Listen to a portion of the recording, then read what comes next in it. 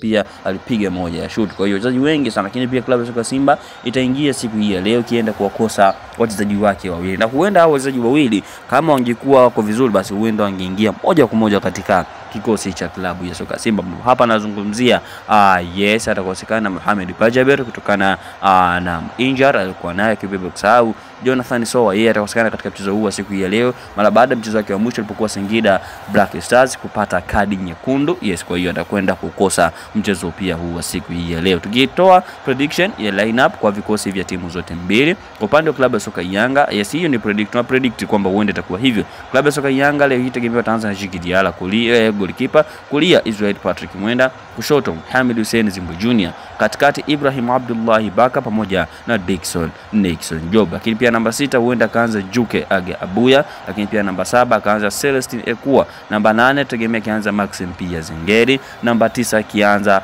Prince Mpumelelo Dube, namba 10 huenda kaanza Mohamed Dumbia, namba 11 Pacome Peodo Zuzwa. Yes, wengine wengi sana wako nje huko, Lasini Kouma, lakini pia bila kusahau ana wachezaji wengine ambao wamecheza katika performance ya hali ya juu, lakini pia bila kusahau Clement Mzize.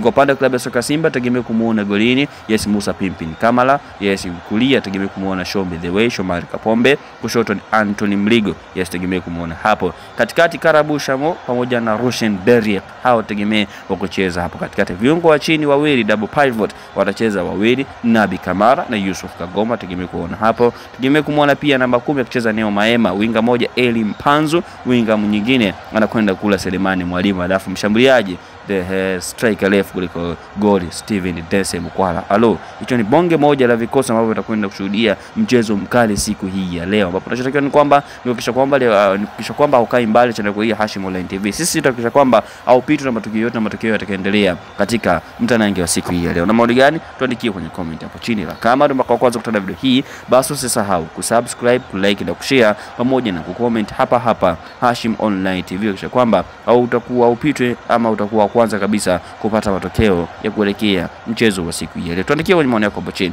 Unadhani nani atakwenda kupata ushindi siku hii ya leo? Ni Yanga ama Simba? Asante kwa kufuatilia.